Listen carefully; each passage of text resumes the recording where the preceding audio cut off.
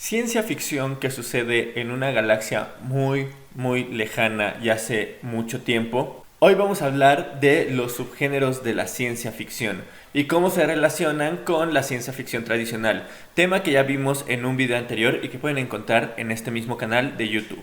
Como dijimos en el video anterior, la ciencia ficción se caracteriza por presentarnos cosas extraordinarias que se pueden justificar fácilmente con teorías científicas. A veces las teorías no son, por así decirlo, tan rectas o tan lineales. Pueden jugar un poco con las variaciones de dichas teorías. Por ejemplo, en el caso de los viajes en el tiempo. En Volver al Futuro vemos que el Dr. Emmett Brown habla sobre los viajes en el tiempo y presenta ciertas bases científicas. Sin embargo, al momento de hablar del condensador de flujo, que es el aparato que puede realizar los viajes en el tiempo, no queda claro cómo funciona. Esto es habitual en la ciencia ficción. No nos queda tan claro cómo funcionan ciertos elementos que la ciencia que nosotros conocemos real, por así decirlo, no ha desarrollado lo suficiente como para poder justificar estos elementos ciencia ficcionales. Los textos de ciencia ficción son suposiciones, son teorías. Sin embargo, existe un subgénero de la ciencia ficción con el que quiero empezar. Paréntesis, los textos de ciencia ficción se relacionan muchas veces con su contexto. ¿Por qué? Porque ahorita yo puedo estar escribiendo un texto, por ejemplo, de ciencia ficción que hable sobre la conquista de la galaxia, ¿no? Ahorita no hay nada que indique que podamos conquistar la galaxia o tengamos los elementos o los avances suficientes para conquistar la galaxia. Sin embargo, en un futuro puede ser que lo logremos. En ese futuro, mi texto de ciencia ficción deja de ser ciencia ficción para volverse ciencia realista, por así decirlo.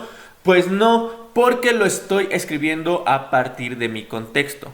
Es por eso que textos como Un Mundo Feliz de Huxley, que ya habíamos comentado en el video de Mikio Kaku, que presenta elementos como los antidepresivos, antes de que existieran los antidepresivos, no deja de ser ciencia ficción, porque se está adelantando a su tiempo a partir de teorías científicas. En fin, retomemos el tema de los subgéneros. El primer subgénero del que les quiero hablar es la ciencia ficción hard.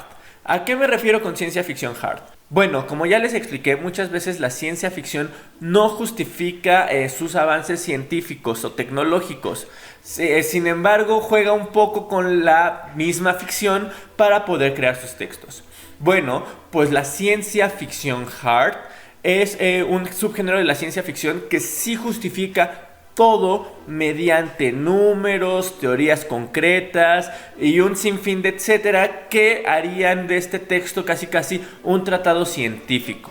Un texto de ciencia ficción hard es un libro que se llama Una cita con Rama de Arthur C. Clarke. En este texto cae un meteorito a la Tierra.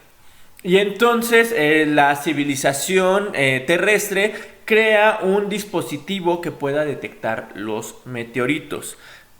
Una vez creado este dispositivo, encuentran un meteorito que después se dan cuenta que en realidad es una nave espacial impulsada por energía solar. El autor se basa en teorías científicas para justificar todo su texto. Como podemos saber hoy día, bueno, ya tenemos una tecnología que más o menos puede predecir si puede haber un impacto contra un asteroide, y también tenemos la tecnología suficiente como para darnos cuenta de que sí podemos crear naves que se impulsen a base de energía solar. Muchas veces los textos ficcionales hard se acercan mucho al futuro o tienen una cercanía más al futuro, porque como están partiendo de teorías científicas concretas, es más fácil que el avance llegue más pronto, porque se agarran de teorías que ya existen y que no es difícil que el día de mañana pueda verse dicho avance. Por ejemplo, hace poco vi que empresas de transportes están invirtiendo dinero para crear taxis que puedan funcionar como naves o como aeroplanos. Si yo escribiera un texto de ciencia ficción hard, probablemente tendría que investigar los avances tecnológicos que han llevado a la construcción de esas naves o de esos aeroplanos taxis, y probablemente mi texto no esté tan alejado de un 2024 o de un 2030, es decir, de 11 años en el futuro a partir de cuando grabo este video. Por otra parte, tenemos un subgénero que gusta a muchos y se trata de el space opera. El space opera u ópera espacial es el más cercano a los textos maravillosos o de fantasía. Pongámoslo en términos sencillos. Imagínense un Señor de los Anillos que en lugar de ocurrir en la Tierra Media, ocurra en diferentes planetas espaciales. Que en lugar de usar espadas, usen sables láser. Que en lugar de usar arco y flecha convencionales, usen arco y flecha láser. Bueno, esa es la Space Opera. Son textos que podríamos denominar fantasiosos o extraordinarios, pero con elementos científicos, futuristas o espaciales. El ejemplo más claro y el más representativo, creo yo, es el de Star Wars. ¿Por qué? Porque desde el inicio nos presentan que ocurrió hace mucho tiempo en una galaxia muy lejana. Recordemos que la ciencia ficción intenta ponerse antes de su época, antecederse a su época. Sin embargo, la Space Opera no le importa esto. La Space Opera nos puede llevar a un mundo que pasó hace mucho tiempo, pero eso sí, en el espacio exterior. Con elementos como pistolas láser, como ya dije, como naves espaciales en lugar de barcos, con todos estos elementos extraordinarios científicos. No tienen que tener forzosamente una base científica concreta. Por ejemplo, una vez más en Star Wars vemos que sí, existen naves espaciales, la Estrella de la Muerte, sables láseres, pero también hay elementos mágicos como la creencia que tienen todos los personajes en la fuerza. Algo fuera de un raciocinio común, algo mágico por así decirlo, que si lo dominas puedes tener un equilibrio en tu cuerpo, en tu mente, puedes dominar y manipular objetos o incluso puedes luchar con la mente contra tus adversarios. Esto no tiene ninguna base científica, sin embargo, todo lo que gira alrededor de la historia sí la tiene. La ciencia ficción, sin duda, supo abrirse el camino de la literatura a otros textos. Incluso tuvo su auge en mucho de la ciencia ficción durante los 80s. De hecho, lo podemos ver en Stranger Things, esta serie de Netflix, que juega un poco con cómo estaba teniendo un auge la ciencia ficción durante la época en la que se desarrolla la serie, que es precisamente en los 80s. ¿Por qué? Porque la posibilidad del cine, especialmente del cine a color y de efectos especiales, hicieron que la ciencia ficción fuera muy visible y que le diera elementos a los guionistas de cine, por poner un ejemplo, para poder ampliar su imaginación, para llevarnos a otros planetas, para hacer seres extraordinarios, monstruosos, armas láser, naves espaciales. Entonces la ciencia ficción supo acoplarse a textos audiovisuales, como son las películas y los videojuegos, o incluso en la novela gráfica también se supo acoplar, porque al momento de poder ver y leer podrías también jugar con los dibujos para crear esta fantasía. ¿Y por qué estoy diciendo todo esto? Bueno, porque vienen dos subgéneros que me gustan mucho precisamente por lo visual que pueden llegar a ser. Estoy hablando del cyberpunk y del steampunk. El cyberpunk se caracteriza por llevarnos a realidades futuristas que habitualmente están dominadas por industrias que están ejerciendo el poder en dichas sociedades. Se caracteriza por personajes que visten parecido a las modas punks de los 70s, pero con elementos extra, como por ejemplo visores especiales o a lo mejor algún tipo de ropa extraordinaria tecnológica, etcétera. También por sus elementos visuales, como son edificios con luces neones llamativas o coches también con luces neón. Las luces neón tienen mucho presencia en el cyberpunk. Las tramas principales son la relación entre los seres humanos y la tecnología, particularmente con los cyborgs o con los androides. Incluso hay un videojuego que se llama Cyberpunk 2077, que precisamente presenta todos estos elementos. Vemos, por ejemplo, en las cinemáticas cómo las personas están modificadas tecnológicamente y se sustituyen brazos u ojos por elementos tecnológicos. Y también vemos todas estas cosas de ambientes futuristas con luces neones, una sociedad controlada por industrias desarrolladas, todo esto que ya mencioné que es característico del cyberpunk. El texto más característico del cyberpunk para nuestra contemporaneidad es, creo yo, el que se conoce como Sueñan los androides con ovejas eléctricas y que posteriormente se adaptó al cine y hoy conocemos como Blade Runner.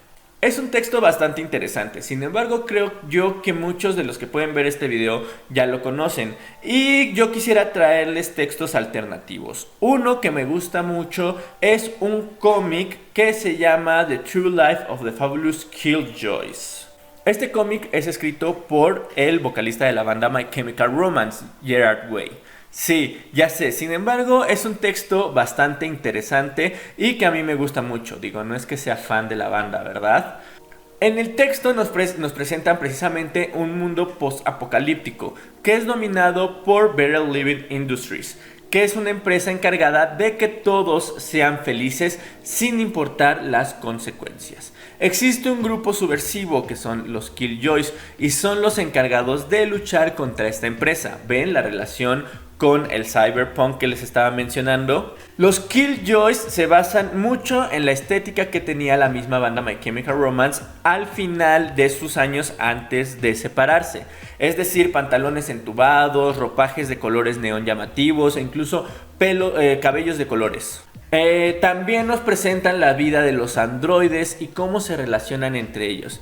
Y el personaje principal es una niña que es supuestamente, o según el texto, es bendecida por la madre tecnología para poder convertirse en un arma especial. Los Killjoys quieren usarla a su favor y luego la industria quiere utilizarla a su favor. Sin embargo, ella quiere quedar en medio para poder crear la paz entre todos los seres humanos, ya que no le gusta el conflicto que interpretan los Killjoys, pero tampoco le gusta el conflicto que interpreta la industria. Por otra parte tenemos el steampunk. ¿Y qué es esto del steampunk? Bueno, el steampunk es un género o subgénero más bien que se relaciona mucho con el de la ucronía, del cual hablaremos en el próximo video. El steampunk nos demuestra tecnología alterna relacionada con las máquinas de vapor.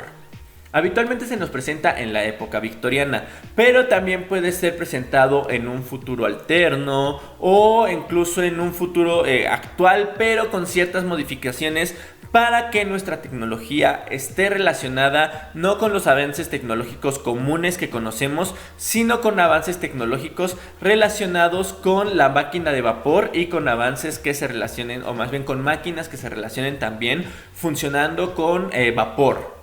Los ropajes también son muy característicos de la época victoriana. Vemos que los personajes, por ejemplo, los hombres usan sombrero de copa, bigotes llamativos o trajes muy de la época, y que las mujeres también usan vestidos muy elegantes, también muy característicos de este tiempo. Una vez más nos encontramos ante un texto que se relaciona bastante con lo visual. A diferencia del cyberpunk, que es más de crítica social, al steampunk le gusta más jugar con la fantasía, con las aventuras. Es más cercano a la space opera en ese sentido. También a la space opera le gusta jugar mucho con las aventuras. El texto que quiero rescatar del steampunk es una novela gráfica escrita por Alan Moore y que después fue llevada al cine.